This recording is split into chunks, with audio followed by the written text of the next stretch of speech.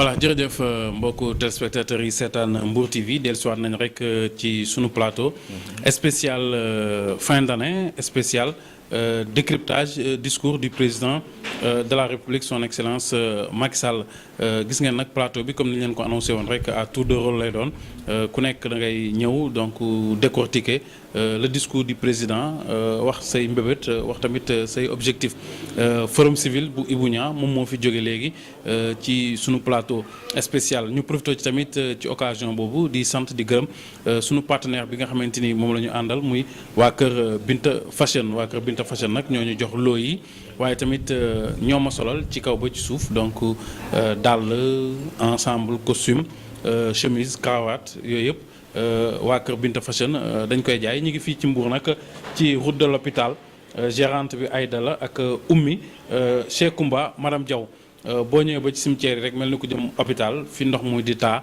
fu tali bi yàqu bi nekk rek boo ko rombee tuuti rek à droite foofu la nekk tali bi nga xamante ni vraiment war nañ koo defar ndax mu neex a dem tali boobu moom war nañ koo defar ndax mu neex a dem ndax mënoo sol sa lii ba pare di dem ci tali boobu ndox mi di fa taa ndox mi di la tiis voilà ñu ngi leen di sant ñoom waa kër Binta Fashion yemuñu foofu sax ndax nag am na ay loo yoo xamante ni jox nañu ko pour bébé de l'année incha allah dinañ dem seeti bébé de l'année yóbbul ko loo yi nga xamante ni waa kër Binta Fashion indi nañ ko di wax nag seeni produits ñi ngi jógee Dubaï ñi ngi jógee États-Unis donc ay produits yu baax la ay produits de qualité la dem leen seeti waa kër Binta Fashion am nañ ay Lacoste am nañ ay chemise lépp loo xamante ni rek nit soxla na ko am na foofu ñu dellu si rek ci sunu plateau ànd ak sunu gan di waa Pastef monsieur Kanté moom la ñu dalal waa Pastef nag ñoom ñoo ko fi yabal monsieur Kanté ginnaaw bi ñu la nuyoo profité ci occasion bi souhaité la une bonne et heureuse année par anticipation ndax nag minuit joteegul ñu bàyyi la rek nga nuyoo ak sunu mbokku téléspectateurs yi seetaan Mbour TV monsieur Kane. Donc tout d'abord maa ngi lay jaajëfal ci invitation bi ñu invité nii donc maa ngi nuyu téléspectateurs Mbour TV. Donc di souhaiter bonne et heureuse année à toute la population sénégalaise di ñaan aussi yàlla au soir du 24 février. suñu leader mooy Ousmane Sonko jël ndam li incha allah. waaw moom de gis ngeen la mu wax moom leader am lay ñaanal mu jël ndam wax na dëgg nag ku nekk sa leader nga am ñoom ñooy waa Pastef révélation Ousmane Sonko loolu la ñuy wax révélation mais dinañ ci dellusiwaat déglu nga discours président wala seetaan nga discours bi nga xamante ni tey jii président message bi lancé na ko. à l'endroit de la nation. waaw président de la République jot na déglu discours am bi. gis naa ne discours boo xamante ne comme ni ko mbokk mi sànq waxee rek. nekkul discours boo xamante ne discours de souhait la mais discours di jéem a indi lu ñuy naan bilan. alors que yegguñu ci campagne électorale. moom dafa mel ni il a anticipé sur les choses te loolu boo xoolee instant bi yegguñu ci campagne électorale alors discours boobu lu ma ciy gis mooy lenn la dafa bari li nga xamante ne mooy mascarade. parce que discours boo xamante ne c'est vrai c'est tellement beau mu wax embellir discours am bi ñëw présenter ko Sénégalais yi mais ñi nga xamante ne xam nañ li nga xamante ne moo xew ci Sénégal nu muy doxee. xam li nga xamante ne fonctionnement yi ñoom gouvernement yi ñuy doxalee xam nañ ne discours bi dafa bëri ay lacunes yoo xamante ne mu ngi ci biir yu làkku yoo xamante ne feeñalu ko. mu ngi ci biir discours bi. lan nga doon xaar ci discours président bi tey Kanté lan nga ci doon xaar. li ma doon xaar lenn la parce que boo xoolee ci wàllum justice par exemple. boo xoolee ci wàllum justice le président de la République dafa newoon moom bu yéegee dina fexe ba justice dellu fi nga xamante ne foofu la war a nekk. mooy justice boo xamante ne day yemale ñëpp mais malheureusement boo xoolee loolu amu fi ba léegi bëggoon naa mu joxe explication par rapport à ça. parce que dañuy jël xaalis Sénégal di ko investir ci benn affaire jël par exemple ñu ne dañuy def enquête diw dañ ko war a jàpp. nga investir ci xaalis bu dul jeex résultat yi anamu. duñ gis benn résultat loolu ça pose problème loolu da nga war a expliquer Sénégalais yi parce que Sénégalais dañ lay jox seen xaalis. muy maire bi jaay gerte jaaf fële ci marché ba muy maire bi nga xamante ne day jaay géej kii di jaay jën ñoom ñëpp ñoo boore seen impôt ñoo jox président de la République boo utiliser xaalis boobu war nga rendre compte Sénégalais yi. te aussi mu ngi wax ne daroon day créer emploi 500 000 emplois ci mandat boobu noonu. 500 000 emplois mi ngi ci 491 000. loolu li ci des bëreetul 491 000. te boolewu ci yeneen secteurs yi hors secteur la wax agricole dafa am loo xamante ne c'est une analyse superficielle. pour jéem a gëmloo Sénégalais yi ne moom créé na 500 000 emplois wala créé na loo xamante ne dafa jege 500 000 emplois. il n'en est rien. loolu ça ne contribue pas à la réduction du chômage. parce que boo xoolee boo defee calcul. 500 000 emplois nga bëgg koo créer chaque année boo fekkee ne da nga ko diviser par 7 chaque année xam nga ñaata ngay am. à peu près 70 000 emplois création d'emplois. 70 000 alors que chaque année 100 000 nouveaux chômeurs ñooy dugg ci dans le ñooy entrer dans le chômage. 100 000 chômeurs ñooy dugg à chaque fois. léegi bu fekkente ne yow 100 000 chômeurs ñooy dugg yow ngay créer 70 000 par année. te 100 000 ñooy dugg chaque année ñaata mooy des. 30 000. 30 000. Est-ce que contribuer na à la réduction du chômage. donc analyse boobu dafa superficielle. loolu dafa waroon leer ci discours bi loolu dafa war a leer est-ce qu'il y a une réduction du chômage ou pas loolu la Sénégalais yi bëgg. waaw mais il ne s'agit pas de dire que dinaa créer lii dinaa defar lii loolu discours yooyu moo fi war a jeex. discours yooyu dafa war a jeex. bu ngeen ma falee dinaa defar lii bu ngeen ma falee maa ngi bëgg a joxe exemple sama leader bi souvent lu muy wax bu ngeen ma falee dinaa defar usine boo xamante ne day defar suppu kañ discours yooyu dafa war a jeex. discours bi dafa war a leer ci boppu sénégalais yi. nga ne leen par exemple bu ngeen ma falee. dinaa def lii ak lii ak lii ak lii. kenn ku ne dina xam yan emploi ñoo war a créer wu ci à partir de cela. à partir de jaar-jaar yooyu noonu. mooy ci wàllum agriculture wàllum industrie wàllum éducation. mooy wàllum secteur yëpp boo xoolee dafa bëri ay failles. waaw secteur yëpp dafa bari ay failles. mais déjà yéen déjà les opposants yéen ay failles rek ngeen di gis ci secteur bi. mais moom déjà secteur yi bu ci nekk lim na ci ay réalisations yu mu ci def. ci wàllum énergie. ci wàllum agriculture. ci wàllum élevage. ci wàllum éducation. bu ci nekk rek am na loo xamante ni déjà wax na ci fa mu ko fekkoon ak fa mu ko yóbbu. ci wàllum infrastructure. tali yi déjà 32 kilomètres la fi fekkoon yóbbu na ko ba ci 2000 et quelques kilomètres. déjà mën ngeen ko nangul quand même ni am na ay jéego yoo xamante ni teg na ko pour émergence bi ñu bëgg ci Sénégal. xam nga dafa am yoo xamante ne dafa bëri ay mbir yoo xamante dafa technique. loolu sénégalais mënuñ koo comprendre sénégalais lambda bi pour mu comprendre loolu dafay jafe. maa ngi ñëw ci wàllum éducation par exemple wàllum éducation. boo xoolee tout récemment 40 000 étudiants lañ dàq. yoo xamante ne dañoo nekkoon dans le privé 40 000 étudiants yoo xamante ne ñoo nekkoon seen yaakaaru kër peut-être ñu dàq leen comme ça parce que état bi respecté wul ay engagement am ça pose problème benn ci loolu tout récemment naa la jox benn exemple boo xamante ne tout récemment la. dañoo am suñu lycée technique lycée bi nga xamante ne foofu lay intervenir. au niveau de Fatick. le lycée technique y a pas d'électricité jusqu'à présent. imaginez élève boo xamante ne dañ ko war a former en électricité. mu war a def examen au mois de juin amul électricité. élève bi nga xamante ne day def froid climatisation mu war a def examen au mois de juin amul électricité. ainsi de suite loolu ça pose problème. te tout à côté. le ministre des sports Matar Ba organisé woon benn concert foofu de Wally Seck mu fay ko 15 millions. imaginez loolu te kii boobu bi ñu defee budget bi nga xamante ne mooy régler le courant de l'école. xam nga ñaata millions la. 5 millions. ba léegi lijjanti ñu ko depuis daaw. ça pose problème.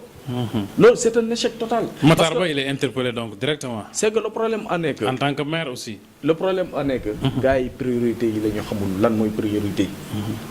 d'accord defar tali c'est bon loolu kenn weddiwu ko. ak yeneen loolu yëpp kenn weddiwu ko mais le problème a nekk fan moo nekk priorité yi. fan moo nekk priorité foofu loolu la ñu war a xalaat lan la. c'est que ma jox la exemple maa ngi tout récemment dégg muy wax wàllum terre bi amal na njëriñ Sénégalais yi. d'accord on est tout à fait d'accord par rapport à ça mais imaginez Saint-Louis tout récemment qu'est-ce qui se passe. Ils sont menacés par l'avancée de la mer. loolu priorité la parce que ça entre dans le cadre de la sécurisation de la sécurité des populations. Population premier rôle d'un président c'est quoi nga sécuriser population bi ak leurs biens. loolu mooy premier rôle président de la République. boo xoolee l'avancée de la mer benn la. ñaar avancée sel bi tamit loolu la. tout récemment maa ngi bind benn lettre benn village bu nekk Casamance benn copain moo ma ne woon naa bind ay benn lettre de doléance parce que dañoo waroon recevoir seen maire léegi dañoo war a bëgg a tenir benn discours mais nee nañ sel bi mu ngi leen menacé bu baax a baax seen activité principale agriculture la. te loolu problème la. ça pose problème imaginez sel bu duggee léegi seen agriculture li nga xamante ne mooy seen activité principale léegi après bu nu muy demee. ça pose problème yooyu noonu yëpp dañ ko war a xool. beneen bi yaa ngi lim énergie. secteur énergie bi. secteur énergie bi en 2012. waaw 2012 moom qu'est-ce qui se passe métti woon na la. crise énergétique bi dafa amoon. parce que baril du pétrole dafa yegg jusqu'à plus de $100. actuellement baril en 2016 baril pétrole bi ñaata lool ay $25. $25. xoolal différence boobu. forcément day am problème. forcément day impacté di taux de croissance Sénégal bi. parce que boo xoolee taux de croissance Sénégal mu ngi dépendre ci li nga xamante ne moom la Sénégal di dépenser ci extérieur. bu fekkente ne facture pétrolière bi dafa yokk forcément loolu day impacté ci richesse Sénégal bi. parce que boo xoolee xam naa ne kii bi day xaw a technique tuuti kii affaire bi day xaw a technique tuuti parce que boo xoolee PIB. mooy le produit intérieur brut, c'est-à-dire la richesse créée à l'intérieur du pays. Ça dépend tout simplement boo xoolee dans l'optique de la dépense consommation la. investissement plus exportation moins importation. donc importation nu mu gën a yéegee rek. richesse bi gën a wàññeeku. donc forcément day impacté foofu boo xoolee moo tax at yooyu noonu yëpp Sénégal dafa nekkoon ci ay jafe-jafe. waaw mais baril pétrole bu demee ba wàcc de $100 à $25. forcément day impacté ci taux de croissance bi. bien sûr forcément day impacté ci énergie bi. n'est-ce pas donc loolu jarul ndamoo dafa am question yoo xamante ne bu ñu mbir bu am rek dafa am loo xamante ne moo ko waral. lu ko waral noonu la ñu war a étudier ci yan contexte la ñu fekkoon en 2012 yan contexte la ñu fekk en 2015 2016 2017. yooyu yëpp dañ ko war a xalaat. mais doo jékki-jékki di balancer sa discours comme ça nga ne yóbbu naa lii fii yóbbu alors que c'est le contexte international moo mel. mbirum pétrole bi donc pétrole ak gaz bi nga xamante ni Sénégal gis nañ ko te gis nañu tamit fi nga bokk di Pastef di waa kër Ousmane Sonko bëgg na trop waxi pétrole de ba temps yële mag yi sax mi ngi doon génn naan ku fi waxati waxu pétrole na nga wax loo xam parce que am na ñoo xam dañuy jóg di wax rek te li ñuy wax ci maîtriser wuñu li ñuy wax ci pétrole bi est-ce que du looloo tax mu off tey pétrole bi pour bañ leen a may buntu boo leen duggee ci waxi pétrole. c'est que pétrole bi comme ni ñu ko waxee rek depuis le début dafa am ay njuuj njaaj yu bëri yoo xamante ne mooy le ministre de l'intérieur defoon na ko fi ak rakku Macky Sall di signer ay contrat yoo xamante ne arrangé wul benn yoon Sénégal. Thierno Alassane Sall la moo tax la mooy indi démission am la moo ko dàqul mais c'est le problème du pétrole sénégalais. parce que tout simplement dafa waa Total lañ ko bëggoon a signer loo xamante ne ça ne tourne pas à l'avantage du Sénégal bu bañ. qu'est-ce qui s'est passé Macky Sall l'a renvoyé. c'est comme si ñun lu ñu moom ñoo ko moom ba pare mais en réalité ça ne bénéficie pas aux Sénégalais quoi day mel ni Sénégalais yi il reste des étrangers dans leur sol. sur leur sol. te loolu ça pose problème loolu yooyu noonu yëpp dañ ko war a corriger. yooyu dañ ko war a corriger.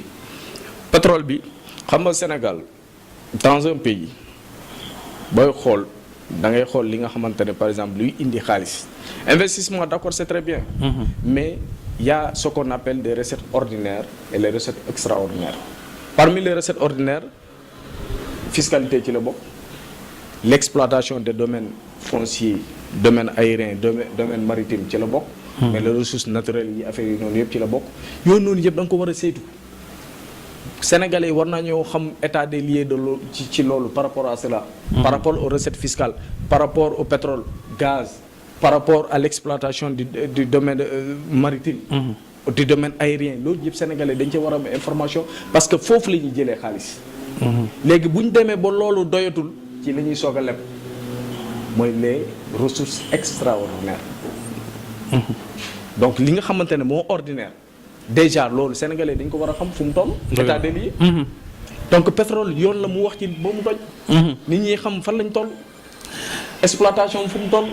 est-ce que en réalité exploitation bi je sais pas 2020 la ñu wax. 2020 2021. 2020 2021 est-ce que en réalité mu ngi avancé. contrat yi nu mu demee parce que contrat yi dañ ko war a publier. mais malheureusement ce n'est pas le cas. ñoom dañuy def lépp pour nëbb li nga xamante ne moo am sénégalais yi. dëgg la te li sénégalais yi dañ ko war a xam. waaw loolu am na solo ñu fàttali rek mbokku téléspectateurs yi seetaan Mbour TV monsieur Kane la ñuy dalal monsieur Kane nag mi ngi bokk ci parti bii di Pastef parti Pastef ki ko jiite nag moom mooy Ousmane Sonko. Ousmane Sonko gis nañu ci discours ki nga xamante ni moom mooy président de la République. ci wàllum éducation. donc li nga xamante ni wax na ko ci. yow ngay jàngale kat est-ce que éducation bi Sénégal mi ngi dox ni mu war a doxee. éducation Sénégal des na lu bëri. lu tax ma ne des na lu bëri parce que déjà respecté wuñu enseignant bi. pourquoi respecté wuñu enseignant bi imaginel enseignant bi nga xamante ne mu ngi jàngale fi nga xamante ay fongale mi mu war a déposer dossier nga xam ne day déplacer ba Dakar rang parfois bu déposer dossier te bu defee effort boobu noonu yëpp gars yi duñu dossier bi duñ ko teg ci yoon. dañ koy sàggane. tout récemment man dem naa fonction publique da ngay gis dossier yoo xamante ne comme poubelle ci poubelle lañ ko dugal. loolu du yoon. imagine ki nga xamante ne 1 an la waroon def pour dugg fonction publique nga ñëw 1 an après nga laajte sa dossier fan la nekk ndekete ñu ngi ko dugal ci benn poubelle après gars yi lu ñuy wax mooy ñoo ngi jégalu. dossier bi waroon naa dem bu yàgg mais dañ ko fàtte woon. mais loolu c'est pas sérieux loolu ci enseignement rek nga koy gisee policier day génn automatiquement mu nekk fonctionnaire. mais ce n'est pas le cas avec la fonction enseignante. loolu ça pose problème respect tant que respecté wuñu enseignants yi éducation bi du dox. am na ñoo xamante ne dañuy jàngale parce que pexe amul am ñoo xamante ne dañuy jàngale parce que dañ koo bëgg. te loolu noonu yëpp xamoo ñan ñoo ciy jàngale pour xam pour bëgg xamoo ñan ñoo ciy jàngale pour xaalis.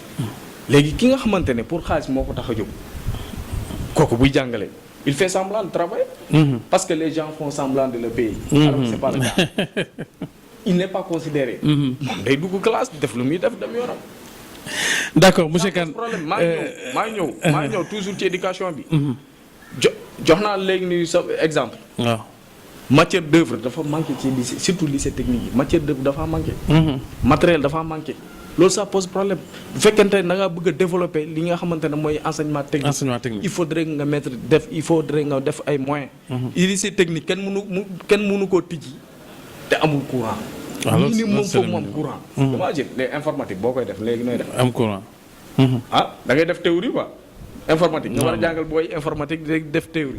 à toute une année. nga bëgg a ñëwaat encore année bi ci topp nga bëgg a def delluwaat noonu booy yooyu lan la ñuy mën on est en train de sacrifier les jeunes. beneen bi mooy exemple bu mu la jox tuuti ci léegi nii mooy les étudiants qu'on a renvoyés. on a renvoyé à hauteur de 40 000 étudiants tout récemment parce que l'État n'a pas payé. ça pose problème. les étudiants qui sont dans l'université virtuelle du Sénégal ces étudiants-là sont des étudiants sacrifiés.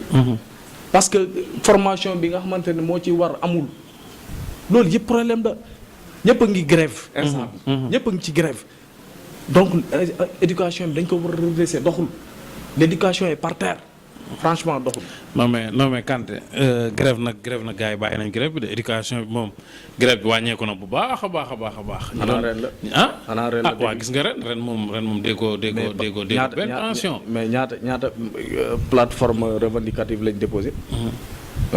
instant bi déposé nañu bëri tout récemment nee naa la lycée technique Fatick bi déjà ça fait plus d'1 an defuñu cours. parce que les élèves sont en grève. parce que ñoom ils sont conscients que leur avenir est menacé. waaw loolu ça pose loolu am na solo beneen pàcc bi mu jëm ci wàllum pêche quai de pêche yi nga xamante ni état bi def na ko subvention wu moteur de gaal yi subvention wu 20 000 gilets de sauvetage yooyu yëpp xanaa nag bii moom di ngeen ni baax na quand même comme yéen moom li baax bariwul xanaa bii di ngeen ni baax na. loolu baax na trop. très bien.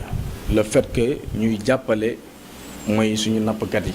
di leen dooleel ci wàllum machine. di leen dooleel ci wàllum matériel. loolu am na ci solo lool. mais benn affaire moo ci nekk mooy chauffeur bi nga jox ko essence. jox ko oto client amul. ça pose problème. client yi mooy lan mooy jën yi. jën amul. parce que ñoo ngi autoriser ay bateaux étrangers ñuy napp suñu géej gi. te du ñuy respecter les normes. c'est ça le problème ñaata pêcheurs lañ jàpp Mauritanie. ñaata pêcheurs lañ fusillé Sénégal kii Mauritanie. parce que tout simplement suñu géej gi amatul jën. dañuy dem di napp feneen. dañuy dem di napp feneen loolu dafay war a jeex loolu dañ ko war a parce que ñun boo xoolee suñu biir programme loolu sóoraal nañ ko bu baax a baax a baax parce que le fait que Macky Sall di jàppale ñi nga xamante ne mooy suñu pêcheurs yi. loolu rafetlu lañ ko te dañ koy continuer bu ñu yàlla dénkee réew mi loolu dañ koy continuer. seulement bateau yi nga xamante ne ñoo ngi napp yooyu dañ koy éliminer. loolu dañ koy éliminer. bala ñu wutal leen fi nga xamante ne foofu la ñu war a yem. loolu mooy seen solution. yéen waa Pastef waa solution. loolu mooy solution loolu tamit am na solo. Pastef ñu ngi naan phénomène la. Sonko phénomène la. Sonko ci Facebook yi lay nekk élément Facebook la élément WhatsApp la. mbooloo mi parfois virtuel la. Kanté lan ngay tontu ci loolu. xam nga loolu wax ju yàqu la. kenn ku ne gisoon na keroog suñu mobilisation bi ñu defoon fii te à moins de 3 jours lañ yëg ne fii la ñu jox autorisation parce que stade bi lañ njëkkoon a laaj gars yi fexe ba bañ. ñu laajaat stade moom mënoo leen koo feesal. la moo tax nga ne mënuñu ko feesal. non stade bi dafa rëy ci yéen de. stade bi dafa rëy. stade bi dafa rëy ci yéen de bu ñu ko joxoon ñu feesal ko ñu laaj stade municipal bi gars yi bañ finalement ñu def ko terrain bële. ndox mi à moins de 3 jours. fexe nañ ba publicité bi jàll ci ñetti fan yooyu noonu. mais terewul dafa fees. kon nekkuñu candidat boo xamante ne ci réseaux sociaux bi kese la nekk. dafay ñoo ngi liggéey sur le terrain. tout récemment gis nga mobilisation bu amoon Thiès. gis nga mobilisation bu am barki démb fële Rufisque démb mobilisation bu ñu def Parcelles Assainies loolu noonu. électorat boobu noonu yëpp da nga koy xeeb. loolu du électorat bu réseau social. ñun ñoo ngi sur le terrain di liggéey te population yi dañoo gis li nga xamante ne moom lañ leen proposé comme solution. parce que déjà Ousmane Sonko la moo tax nit ñi naw ko la moo tax nit ñi bëgg ko d'abord c'est son discours son parcours et ses actes. mais nee nañ Ousmane Sonko vraiment dafa vulgaire dafay saaga waate ay waxam dafa dëgër. bërki démb tey wala démb diggante mag Madiambal Diagne mi nga xamante ne woon na 90 milliards yi nga xamante ne Ousmane Sonko wax tudd na ko dañ ko waroon a woolu mais yàq na ko musiba gu mel ni xeme est-ce que discours am boobu du doon loo xamante ni daf koy yàqal. xam nga man déglu naa ko bu baax a baax. Ousmane Sonko dama ko déglu bu baax par rapport ak lu mu tontu Madiambal Diagne. mais lu mu wax gisuma ci problème. bu fekkente ne nit ki day toog war a def liggéeyam. de façon objective ngay def sa liggéey di jàppale keneen en tant que journaliste. am na analyse yoo xamante ne waroo koo def. te boo demee booy def yenn analyse yi foog nga am information yu mat sëkk. imaginel mu ne Ousmane Sonko dañ ko waroon entendre mais est-ce que xam na nu mu demee Ousmane Sonko lu mu ko tontu leen la. Ousmane Sonko bi muy dénoncé détournement 94 milliards qu'est-ce qu'il a fait dafa bind procureur de la République. dafa bind OFNAC bind IGE. dañ ko njëkk a déglu xam nga ne koo xamante ne dafa ragal ku ko déglu doo bind affaire yooyu noonu yëpp doo ko def correspondance yooyu doo ko envoyé. mais Madiambal Diagne dafa nekkoon journaliste boo xamante ne gars yi nawoon nañ ko lool mais actuellement boo gisee nu muy analyser dafa analyse yoo xamante ne wane na fii la far. da nga bëgg dafa jeng quoi. mais dafa jeng trop. ni kii dañ ko war a entendre nangam loolu waru ko wax en tant que journaliste. parce que déjà mu ngi au lieu que mu def analyse objective mu ngi def lu ñuy xamante ne mooy analyse subjective. te moom est-ce que moom moo war a wax loolu en tant que journaliste moo war a wax loolu. non warul influencer kenn par rapport à ça. mais rôle alerte les jeux dafay alerter rek peut-être que ni dafay alerter gis na ni. donc déjà lii war nañ koo wax mu wax ko. xam nga journaliste buy alerter. day fekk nga am information. mais booy prononcé wu da ngay prononcé ci loo xamante ne xam nga ko maîtriser nga ko. mais maîtriser wu benn affaire bu cee prononcé ça pose problème. waaw. dëgg la journalisme moom kenn ku ne xam nga duma la ko jàngal. balaa nga wax benn affaire foog nga gëstu ci ba mu leer.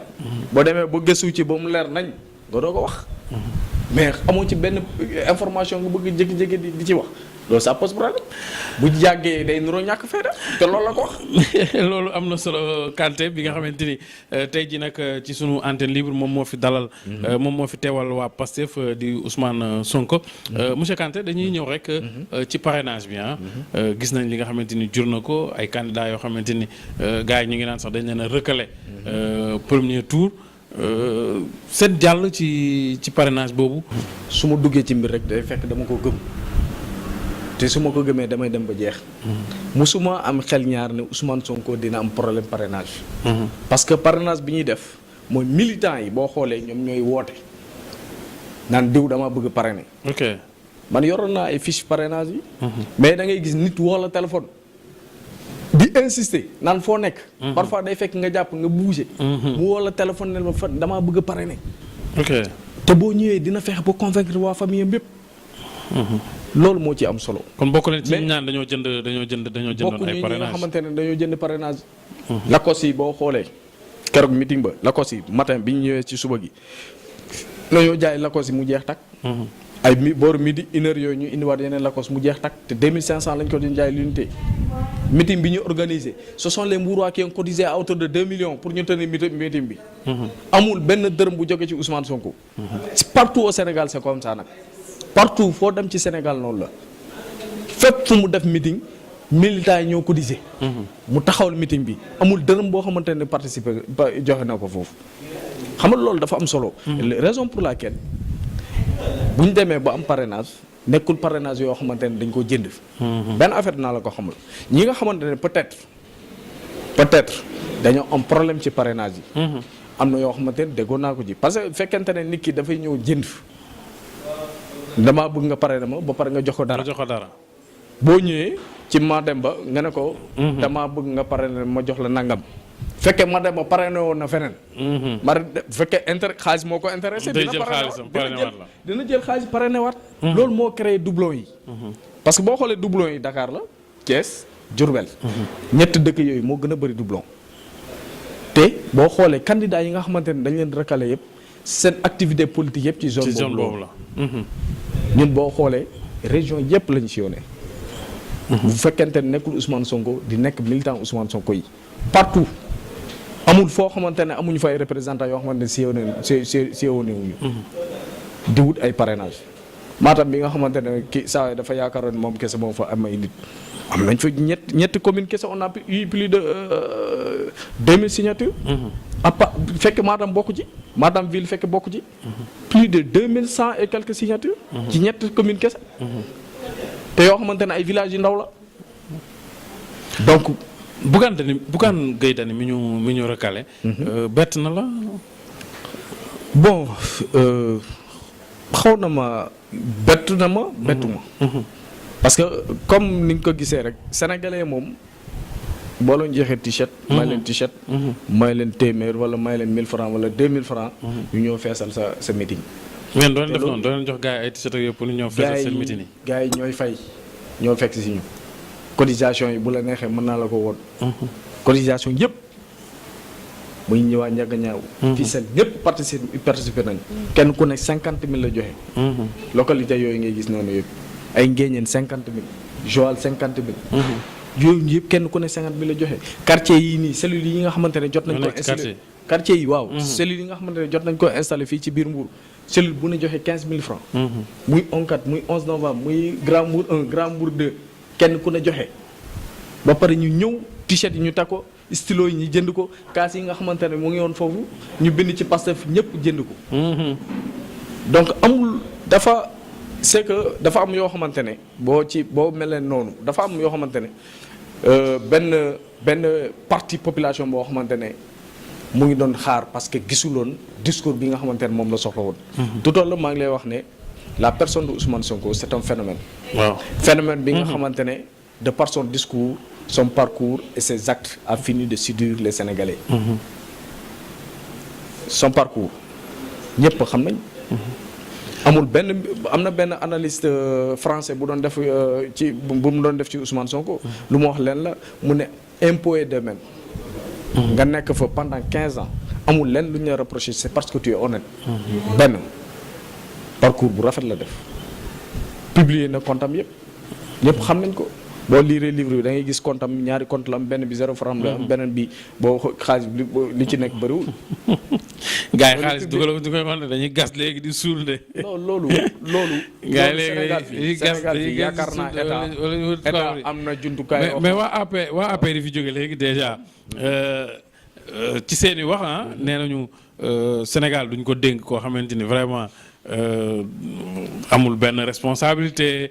duñ ko dénk koo xamante ni vraiment tojul fenn comme ni ko xale yi di waxee duñ ko dénk kenn koo xamante ni dañ leen ko xaar signature am la ñuy xaar bon bu ñu waxee loolu ci mos di xanaa peut-être Ousmane Sonko la ñuy. xam nga lañ bëgg a wax loolu nit bu ko waxee wax ju yàqu la. parce que imaginel léegi ñan ñoo fi toj Ousmane Sonko biñ ko posé question naan ne yéen tojoo leen fi dara. tojoo leen fi. yéen ay kan. mu ne ñi fi toj ñoo fi toje. ñoo fi nekk di toje di détourner xaalis. ñooy borom expérience yi ñoom ñooy borom expérience yi. mais c'est que dama tam di wax benn affaire Ousmane Sonko dafa def concours administration. jël major muy génn à l'issue de la formation jëlaat major def 15 ans dans l'administration sénégalaise kooku. xam-xam moo ko yóbbu ci administration sénégalaise contrairement à Macky Sall politique moo ko yóbbu administration Sénégal ñaari ñooñu su ma gisee kenn koo xamante ne am na xam-xam ci wàllu administration Ousmane Sonko lay doon. ñoom ñaari y a pas photo boo xoolee ci discours bi ci cohérence discours bi. xam nga ñu bind la ab discours nga koy lire loolu c'est tellement facile mais nga téye sa micro. di wax lu leer nañ muy dugg ci boppu Sénégalais yi di wax xam-xam kooku noonu. jarul nga koy tekkale keneen. buñ nee amul xam-xam wala amul expérience wala xale la. loolu ay wax ju yàqu la. Barack Obama bi muy nekk président ñaata la amoon 44 ans. waaw mais booy bi nekk Macron. bi Macky Sall di daw ci ginnaawam. chaque jour mais il a une trentaine d'années. donc bu fekkente ne wàllum âge la ñuy wax ju yàqu la parce que yonent bi muy nekk biñ koy def yonent bi il avait 40 ans. te Ousmane Sonko ëppale na 40 ans. kon muskalaf la. waaw yonente instant bi muy nekk yonent amugul 35 ans. donc loolu di wax ju yàqu la bu fekkente ne nit ki loo xam set na am na xam-xam gisuma lenn lu koy tere mu nekk président. peut-être yàlla loolu am na solo Kanté dañuy dellusi rek pour jeexal ci discours bi nga xamante ni président wax na ko mu génne 5 majeurs yoo xamante ni nee na daal moom loolu mooy 5 am yi nga xamante ni moom la gën a fonk muy 5 initiatives majeures am yi. mu jëm ci jeunesse beeg économie beeg wàllu numérique bi ak li nga xamante ni moom mooy industrialisation bi nan nga gisee 5 majeurs am yooyu. xanaa industrialisation léegi la koy wax. pendant 7 ans waxul industrialisation. ñëpp xam nañ ne un pays ne peut pas se développer sans l'industrialisation.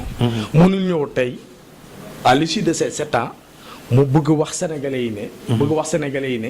moom lii laay def. l'emploi des jeunes. kon moom la moo ko taxoon a jóg. c'est l'enrichissement des étrangers moo ko taxoon a jóg. boo xoolee loolu moo ko taxoon a jóg. parce que projet yi nga xamante ne moom la fi teg boobu ba léegi. durant ces 7 ans. projet yi mu fi teg yëpp c'est géré par des étrangers ça pose problème PUDC bi muy ndamoo nii PUDC bi c'est géré par le PNUD. PRACAS c'est géré par la FAO. Banque mondiale moom moo géré nu mu tëdd sax moo géré Diamniadio plateforme Diamniadio bi. donc amul lenn loo xamante ne sénégalais yi am nañ ko ci wàll te loolu c'est le secteur tertiaire. amul benn pays dans ce monde qui s'est développé à base du secteur tertiaire. c'est impossible. parce que boo xoolee agriculture sénégalaise plus de 60% de la population active mooy liggéeykatu sénégalais yi ci agriculture lañ nekk mais ñooñu noonu te ñëpp xam nañ ne agriculteurs yi pauvreté foofu la ëppee. te ñooñu noonu fekkente ne da ngaa bëgg a développer ab réew ñooñu ngay jëkk jàppale. les couches faibles yi ngay jëkk jàppale nag de sama waa ji c'est l'éternel recommencement. lu tax ma ne l'éternel recommencement day bay dem jaay ñëwaat encore bayaat demaat lebaat xaalis ñëwaat bayaat loolu mooy problème bi. fekkente ne amoon ay PMI ak PME yoo xamante ne dañoo jege woon bu ñu bayee ñoo transformé ko sur place doog a importer doog a exporter. loolu peut-être mën naa dem ba baykat bi dem nekk entrepreneur mais malheureusement. gis nga ab réew bu fekkente ne dafa bëgg a dem il faudrait que baykatam nekk entrepreneur mais ki nga xamante ne day bay rek ñëw jaay gars yi nax ko souvent parce que buy bay ba bay bi buy jeex buy demee ba def récolte day fekk xaalisam jeex na benn samba boy mooy jóge fa rek jënd kiyam bi à bas coût dem rënk ko ba jëmmi jamono dem jaayaat. mais léegi déjà ñu ngi ci agro industrie bi ñu ngi ci agro business bi déjà ñu ngi ci yokk ay ñu ngi ci def ay jéego boo demee boo xoolee fi ci mel ni Sandiara tamit la même chose la nekkatul mbay moo xamante ni rek mbay juróom-benn mbay ñetti weer dundee gars yi ñu ngi wut ay jéego di ko def ci wàllu mbay mi tamit quoi qu'on puisse dire. d'accord côté boobu noonu gis naa ne agriculteurs yi am na yenn agriculteurs yi ñoo ngi def jéego mais agriculteur bi nga xamante ne mu ngi dans le sud agriculteur bi nga xamante ne il est dans le Sine Saloum moom lan lañ ko defal parce que boo xoolee dans cette zone là zone bassin arachidier bi ñooñu noonu lan lañ leen defal lan mooy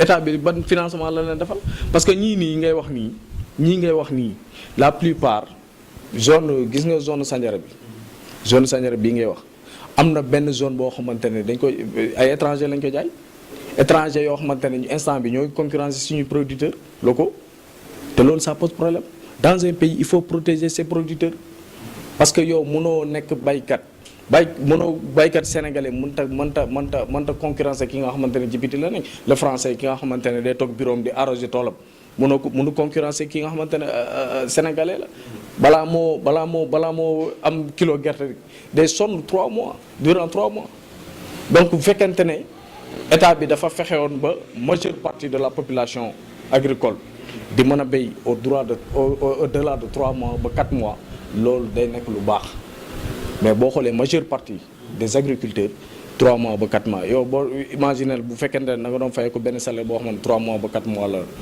nu muy demee ça pose problème mais xam luy problème bi ki nga xamante ne par exemple nga nekk ministre nga dem gis sa benn copain entrepreneur nga jékki-jékki nga ne ko damaa bëgg nga déggeel ma nangam mais lii sama wàll la nga jël ci dara mais kooku noonu waaw nga jël ci dara kooku tamit dem jox keneen kooku moom tamit mu jël ci dara bu yàggee est-ce que waajoo dina liggéey normal c'est que contrôle moo amul ci réew mi tant que contrôle amul réew mi du dox contrôle dafa war a am sanction am mais fekkente ne yow ñii da nga leen di sanctionner ñee doo leen sanctionner ça pose problème justice 2 poids 2 mesures la justice sénégalaise bi non ça ne va pas xam nga la moo tax man la ça ne va xam nga lu tax man la ça ne va pas parce que boo xoolee liste bi nga xamante ne moom lañ joxoon procureur Ndaw xam nga Karim Wade moo nekkoon tête de liste mais Karim Wade bi ñu ko jàppee ñeneen ñëpp xam nga procureur Ndaw dafa ne day continuer liste bi Macky Sall ne ko taxawal mu ne damay continuer qu'est-ce qui s'est passé après dañ ko dàq ñi nga xamante ne ñoo nekkoon ci liste bi yëpp instant bi dañoo rallier APR kenn waxu leen dara tout récemment Bay Prodac le ministre des animaux là qu'est-ce qui s'est passé avec lui on l'a accusé d'avoir détourné 29 milliards au sein même du gouvernement ci biir lañ ko accusé ne dafa détourné 29 milliards mais loolu procureur dafa waroon saisir kii bi dossier boobu noonu étudier ko mais ay milliards du caaxaan tout récemment aussi le Mamour Diallo mais procureur dafa waroon saisir kii bi dossier boobu 94 milliards dafa ne woon day porte plainte ba léegi porté wul plainte ñoo ngi xaar plainte bi ñun on exige la plainte jusqu'à présent mënta déposer plainte bi te loolu ça pose problème yu mel noonu tant que mu ngi am réew mi du dox parce que da ngay gis koo xamante ne day liggéey bay bëgg a dee di fay impôt ba pare am benn minorité bu nekk fii di détourner xaalis bi te loolu mënta développer ab réew. élection jàpp naa ne deuxième tour la configuration ni ma ko gisee ni deuxième tour bon yaakaar naa ne Macky Sall bu amee chance mën naa bokk ci deuxième tour yi bu amee chance mën naa bokk ci deuxième tour yi mais bu amul chance Sonko mooy ànd ak keneen mais dans tous les cas moom Sonko il fera partie des gens qui seront dans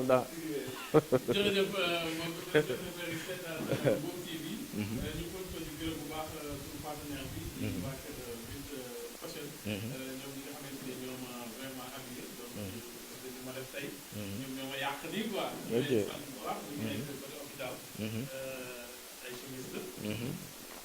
waaw loolu man papa Seydou de yéen vert ngeen di sol xanaa. boobu ban couleur la. vert la moom.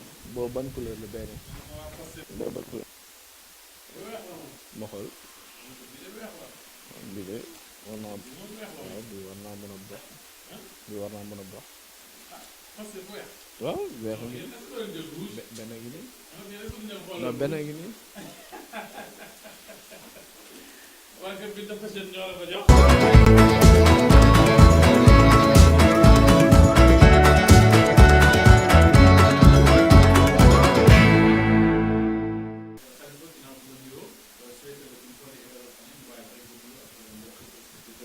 waaye nag ni nga def tey jii ci 31 moom.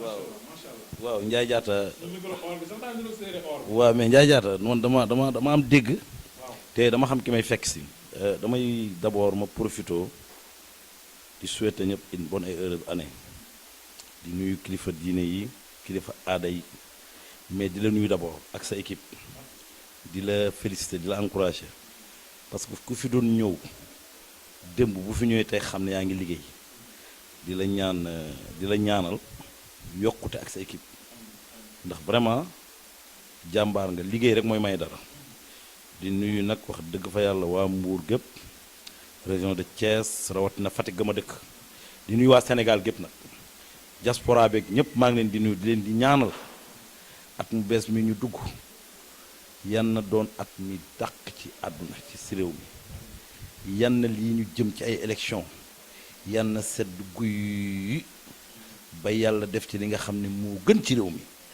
ku ci falu yan na gën ci yow di ñaanal kilifa diine yépp ñu yàgg fi te wër di ñaanal kilifa aada yi ñu yàgg fi te wër di ñaanal nag wax dëgg fa yàlla njiiti réew mi mu mucc ndax bu muccee réew mi mucc muy président Macky Sall ak gouvernement am yëpp.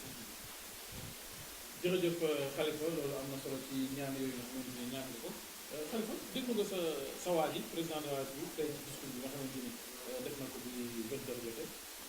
waaw déglu naa ko mais Ndiaye Diatta bettu ma ndax ku ko xam xam ko ci dal ku ko xam xam ko ci yar ku ko xam xam ko ci xam-xam ku ko xam xam ko ci bëgg réew mi ku ko xamit xam ko ci liggéey waxam daal boo ko déggee li ci ëpp ci yu mel nii rek la des moments solennels ndax wax dëgg nag Ndiaye Diatta kenn du fay ay wax bàyyi waaw gis nga wax ju bari deful fajul dara waaye te li mu wax ku ko déglu wax dëgg fa yàlla nga xam ni kii xam na fi mu jëm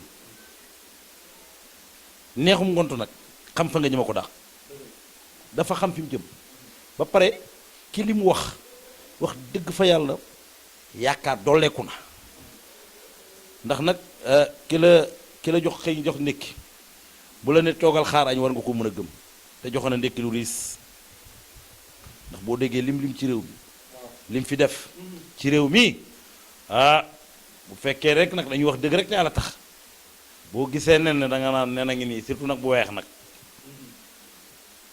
te mbir mi moom dafa leer loo naan teg sa baaram la Ndiaye Diatta fii nga toog di def émission am na jamono yoo xam ne boo fi toogoon di def émission yaa ngi naan gaaw leen balaa courant di coupé déet mais loolu Cheikh Issa ni mu ko dundee laa ko dundee man Sénégal laa nekkoon 2012 yow Sénégal nga nekkoon 2011. nee na sànq ne suñu émission bi ñuy def nii bu doon bu njëkk da nga naan ndax émission bi dina yegg ndax émission bi dina. mais Ndiaye yàlla dëgg la bëgg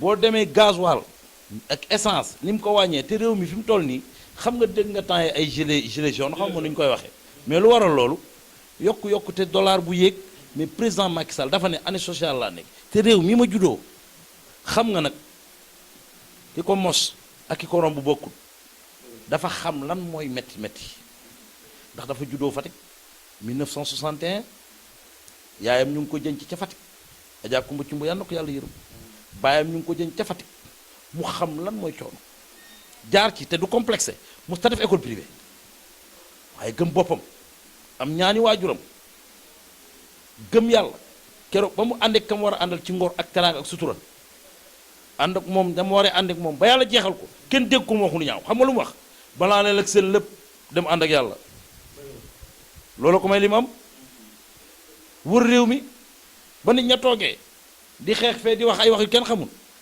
sëñ Sidi Moxtaar bu baax ma yal na yàlla yokk leeram toog télé ne leen ah man di li ma gëm mooy ku yaru di nga am dara ku am teggin di nga teggi dara te lii ma yaakaar daal mooy réew mi daal jàmm a fexej président Macky Sall woote ne leen man dem naa campagne yi coow li ñuy wax naan conseil constitutionnel ñoo fi ne ku ñu wax ne bokk nga di nga bokk ku ñëwul doo bokk doo bokk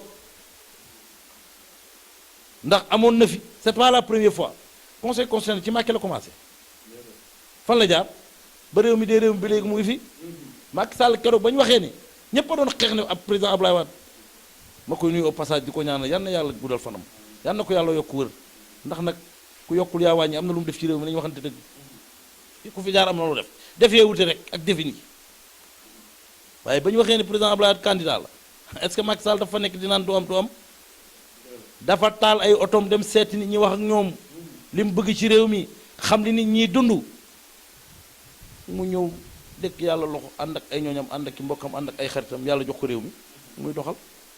Khalifa ñu xam président de la République seen diggante yéen ñaar boo ñu doon wax tuuti rek ci l'homme Macky Sall tuuti rek lan nga wax ci ñoom. dégg dama la wax léegi na la nit ku dal nit ku bëgg nit xam nga dañ ko naan Macky ñàngal pourtant nag xoolal wóor na rusulaay boo ko seetaanee léegi tale bu waxee benn wax ree noonu la mel xoolal kafkat la parce que Fatick la juddoo surtout koñ ba mu yaroo ay pël gaak logandeem foofu ay kafkat rek a fa ne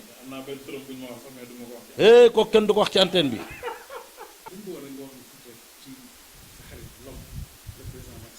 waaw xam nga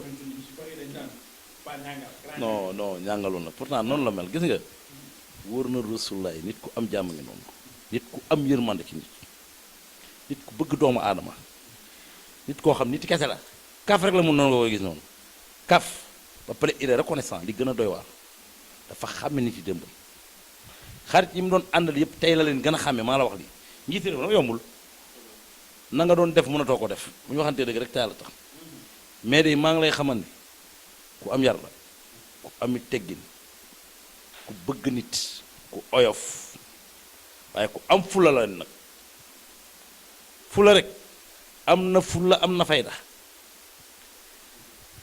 ku bëgg jàmm la jàmm rek la bëgg waaw non homme de principe la dafa am ay principe homme de principe la déedéet kenn du ko chantage li mu gën a bañ ci àdduna soo yaakaar ne yow yaa mën a tax mu def nangam mu bala fa jàpp ci yàlla loolu moom lu ma xam ci moom la dañoo mës a toog Fatick 2 jours veille élection locale yaa ngi fàttaliku 2014 nga xam ne mooy élection yi gënoon a garaaw ci moom parce que dafa bàyyi woon mairie bi ñëwaat ne waa Fatick seen doom seen mag seen xarit seen rakk ñëwaat na pour jël mairie waa Fatick na ko dinañ la ko jox laa bay am na ay xale yoo xam ne xam nga affaire yi xale ak jeunesse di def affaire yi xaw ma chantage yooyu ci guddi gi la leen woo ne leen su ngeen yaakaaree ne di ngeen ma teg leen lu ma mun ta tegoo da ngeen di nax seen bopp bu leen neexee bu leen ma wote mais li wóote leen mooy samay rakk ngeen samay jarbaat ngeen ku ci tegul ay mbiram ci woon dama la koy wax dafa dëggu de du wax lu mu gëmul et moom laa tudde woon la force tranquille bariwul wax waaye su waxee rek wax ji am njariñ loolu am na solo Khalifa nga may nit rek ci soxna bi jógee ni parce que dañ naan derrière cette grande femme il y a une grande dame waaye léegi nag gars yi dañ naan fu góor nekk rek jigéen nga ca wet ga xam nga Marème nan lay jàppale borom kër waaw kooku dinaa sawar wax ci moom trop ndax xam nga góor lu bari surtout kilifa bu mu nee dara soxnaam ko tax dafay am soxna su baax ndax njiit réew yombul te fi président jaar yépp ci ndombo tànk macha allah wax laa la ne yàlla da ko teral juddoo Fatick 1961 jànge diggante Fatick ak Foundiougne ak Kaolack ak université bi demul fenn ak Thiès génn nekk géophysicien ingénieur nga gis yàlla li muy def ci ayam la pétrole ak gaz feeñ yàlla def ko kilifa mu am jaar-jaar yoo xam ne nag ci politique bi Sénégal de Sénégal ba tey njaay jaata amul ku ko yàlla may moom la ko yàlla jagleel loolu mbir yàlla la waaye yàlla boole ko soxna soo xam ne dafa fees place am dafa mat place am jullite benn di gën a doy waar est-ce que xam nga ne soxna Marème Faye dafay jàng alxuraan comme c'est pas la peine chaque ajuma di julli ci juma du faat wax su foo ko fekk mu ngi kurus ci kàttanu yàlla ba pare boole ci jaamu yàlla bi gën a doy waar mooy buggul a gis ku am lu ko metti ci àdduna njaay jaata yéen mun ngeen a seede yéen homme de média yi yoon ngeen a seede ne foo ko waxee ne diw dafa feebar te amul moyen lépp lu mu mun mu def ko ca bëgg nag fu jigéen toll waaw sollicitation yu bëri yoo xam ne saa ñu ko sollicité mu def ca la mu ca war a def nekk ci gannaaw borom këram rek nag lu war a yàqu mu dem defari ko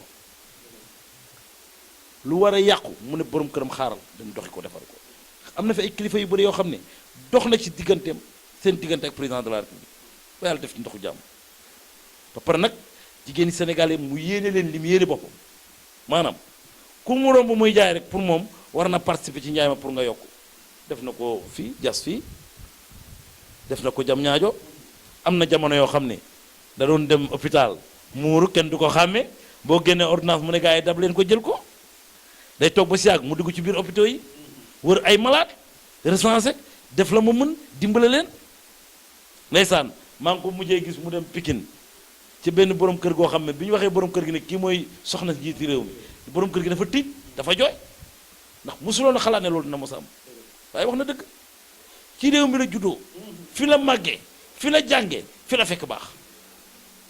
loolu am na solo Khalifa Faye ñu jeexal rek seen borom bi est-ce que tiitaroo ci Macky Sall 2012 waat noonu la woon. seen borom ban. gaa yëpp di démissionné di ñëw di ko fekk si gaa yëpp di bàbbeeku di ko fekk si. xam nga gaa yëpp di bàbbeeku. xam nga Njaay jaar dama laa bëgg a xamal ne li mu wax léegi mooy dëgg réew bu ñu la ko joxee ay résultats mooy tax ñu falaat la bu ñu naxantee yi ñu wax ay waxi caaxaan la li fi amoon du ay nit ñu jóge woon feneen ñëw xam nga lan la réew mee tolloon foo xam ne ñi fi nekkoon mënatuñ ci woon dara wax naa léegi ne courant da doon coupé ñaata nit ñu dee la jur ci réew mi loolu moment la woon boo xam ni il fallait changement am réew mi nag toll foofu tey réew mi xam nga fan la toll saaku ceeb bi doon jar 25000 wàññeeku na location am na taxe yu ñu ci wàññi même liggéeykat yi fonctionnaires yi yoo dafa lañ na leen ay impôts yu ñu doon fay gasoil wàññeeku na essence wàññeeku na waaye njaajaata courant nag wax dëgg fa yàlla bu coupé dañ la naan mu ngi ñëw léegi tool yi béykat yi xam nga wax man damaa bëgg sax ñu wax ci mbéy parce que man doomu baadoolo laa gis nga Macky Sall li mu def ci mbéy ci réew mi président mosu koo def li mu def ci mbéy ci réew mi kenn mosu ko fee def xam nga lu tax mais demal nga laaj ca béykat yi li ñuy am ci ay récolte xam nga lu ko waral ay machine la jël jox béykat yi def ci ay milliards yu bari jël jeunes yi defar ay lu mel ne ay Prodac ak xale yi di ci liggéey pour am parce que tey boo demee tey ci àll ba boo di Kolda ak yooyu ñi fa ëpp alal tey doon ay xale ay béykat lañ léegi béy noor ak nawet yokku na yokku na léegi de ci nguuri kan la yokko président Macky Sall ñi daawul béy sax ñu ngi béy léegi ñoo yokku njëgi gerte gi sëñ bi tombee waral ay gaaf waa ji nañ ko bàyyi mu doxal. jërëjëf Khalifa Faye yaa ngi waajal campagne yi. waaw ñu ngi fépp incha allahu rabi ci kàttu yàlla fépp fu ma sentir ne dinaa ko fa fekk galvaniser ko ndax dama ko yëgal ma ko fekk moo ko ne fañ na ngoosaar ne ko rogo dem na xolum ne ko fañ nga gis mu jóg ne tawaa caaca nga xam ne nag tey day politique waaw loolu la waaw door nañ benn single man ak Xadim bu au passage ma koy gërëm ñu ngi pare clip bi fekk man damaa yàkkamtiwul sama dara ndax njëkkalante wu ma ndax nit su fekkee yàlla di laa dimbali nga ànd ak nit yàlla def ci nga doon ci mandarga surtout njiitum réew da ngay sant yàlla te man sant naa yàlla bu wër ndax wàccaacaa gi fu ne àgg na fa te yow foo ko dégg bu ko munti wax même Youssou Ndour mi nekk tey sax ponkal mi bu ko waxoon tey saxel jëm ci man loolu mbir yàlla la daje nañ man ak moom pare mu naan ma wàccaacaa ñu daje man ak moom njum ca Cheikh Omar Anne mu ne wàccaa ca ma ciy profil nag Ndiaye Diatta di nuyu responsable politique Mbour yëpp di nuyu responsable politique Fatick yëpp di nuyu responsable politique Sénégal yëpp di leen di ñaanal seen yéene ci réew mi yàlla na ko yàlla àggal aw ma frontière de ànduma ak kenn benn leader la am muy Macky Sall waaye nag surtout nag Mbour gi ma dëkk maa ngi leen di nuyu ñoom ñëpp su ma limee du ma matal te aw ma droit ñàkk matal waaye ñoom ñëpp ci kaw ba ci suuf maa ngi leen di nuyu di leen di gërëm di leen di ñaanal di leen di wax ne combat bi nag jot na nag nañuy wàcc nañu gën a wàcc ñu ngi wàcc sax waaye nañu gën a wàcc seeti militants yi wax ak ñoom galvaniser leen jàppale nit ñi ci seen yite ñu ngi koy def nag waaye fas du mu gaaw gaaw ñu làbbali ko nañ ko yokk di nuyu ñëpp di nuyu waa Fatick di nuyu géwéli Mbour yëpp géwéli Sénégal yëpp maa ngi leen di nuyu